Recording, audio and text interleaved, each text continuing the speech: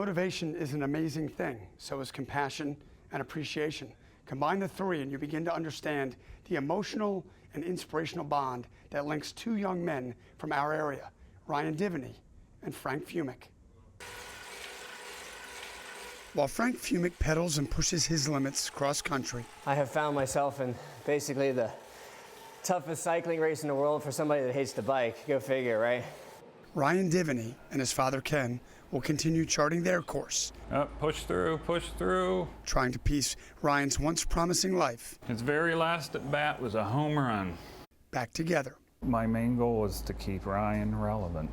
He was a student at WVU a little over 5 years ago, and he was beaten up by a couple guys and basically left at a vegetable. He's been diagnosed, I believe, as minimally conscious, which means just the basic level. For Frank, Ryan's story really hits home. Both from Northern Virginia, both come from nice families, both went to WVU. I went there as well, and I thought how easily something like that could have happened to me when I was there. So this endurance runner is going to the extreme for Ryan. The race is 3,000 miles from Oceanside, California to Annapolis in 12 days or less. But the clock doesn't stop. I'll be looking at about 3 hours sleep every day, and the rest literally on the bike. Eat on the bike, do everything on the bike. Frank is making the trek to raise awareness and money to help the Divineys, as Ryan's 24/7 care costs millions. It's tough to understand doing that. I think he's going 250 miles a day on a bike. We're just going to shake hands, right? A parent dealing every day with the unimaginable. There you go. 2.5 decades ago, when he was born, I was willing to accept whatever condition he was born into and put in that sort of effort, and that hasn't changed. A weekend warrior vowing to go the distance. And 3,000 miles for Ryan's sake. I'm trying to realize what poor Ken and his family deal with every day. You know, I can see the light at the end of the tunnel. 2 weeks of cycling is over, but Ryan and Ken and his family are in this for God knows how long. So I'm trying to just keep that in my mind and keep going, because I know they have to. 2 men were convicted in the beating that left Ryan incapacitated. One served 4 years in jail. The other served 7 months. Joining me in studio tonight is Frank Fumick, who is getting ready for his profound trek across our country. Frank, thank you for being here. Thanks, buddy. Thanks for having me. What made you want to do this? I know you went to West Virginia. I know he went to West Virginia, but you'd heard the story originally, but then it kind of hit you. I did. I heard it, you know, when it hit national news 5.5 years ago, but it was brought to my attention again about a year ago by a friend, Jackie Ho. And I think maybe now that I have my own kids, you know, you have your life kind of before kids and then your life after kids, and everything sort of changes. So I think it struck me a lot harder the second time around, and I immediately knew that I wanted to do something to try to help them. You told me when we got to your house, you don't even like to bike. And here you go, 3,000 miles worth. How was training? How are you dealing with this? Alex, I hate to bike. Okay. And everybody that knows me knows that. I mean, I'm predominantly an endurance runner, but you know, I do like to do a little bit of everything, but cycling is my Achilles heel. So to do basically the hardest cycling race in the world for a guy that doesn't like to bike is a pretty good jump. So yeah, my anxiety level is like 100 on a scale from 1 to 10 right now.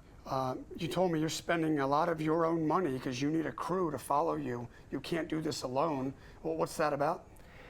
Yeah, so I mean, it's about $25,000 to pull this off. I've got to fly a whole crew from all over the country to the start, fly them home from the finish, or rent an RV one way, a van, food, fuel for everybody for 2 weeks. I had to buy 2 bikes because I didn't even have a bike that could even pull this off. So it's a big, you know, financial undertaking, time. It's like a full-time job with a family and a business, trying to balance everything out. It's not easy. It hasn't been an easy few months. How does it make you feel to be doing this? How do you think it will feel when you finish this? You know, Other than physically relieved? Well, yeah, relief will probably be the biggest feeling. But in here? Oh, I mean, that's what it's all about. If it wasn't for Ryan, I would have pulled out about 2 months ago, because right now it's just too much of everything with my life. But I'm doing it for Ryan, and I tell people, you know, I think about what Ken and his family go through all the time, and that's the only thing I've been thinking about the last couple months to keep me going and to keep me grinding. Frank Fumick is here. You can help out, frankfumick.com. We're going to do a break and have more with Frank Fumick, who's getting ready to ride across the country for, there probably can't be a better reason to bike across the country. We'll have more after this. Don't go away.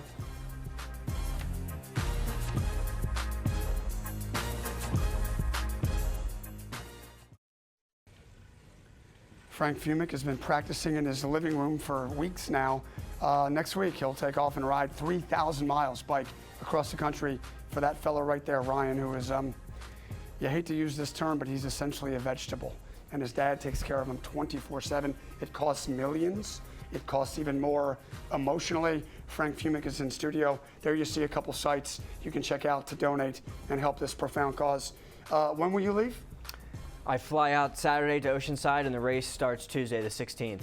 Will you see Ryan and Ken before this? Yeah, I'm planning on going out one last visit Friday morning to sort of get a last little motivation for myself. Ryan can't communicate, and it's uncertain whether he's hearing things. Right.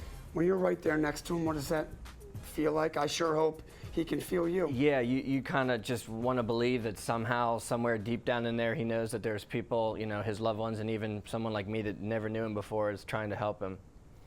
Frank, best of luck. Thanks, Alex. Some folks in this crew are going to be videoing on phones or what have you these days. The trek, it's going to be something, man. We hope to be able to bring folks at home updates throughout your ride, and then when you arrive in Annapolis, we hope to be there as well. Thanks, buddy. I appreciate it. Thanks for having me. Thank you. Again, there's a couple sites at the bottom of the screen you can check out if you want to help out Frank, Ryan, the cause. It really is something. I'm Alex Parker. The great Glenn Harris will be here tomorrow night, 9 o'clock, for Toyota Sports Talk.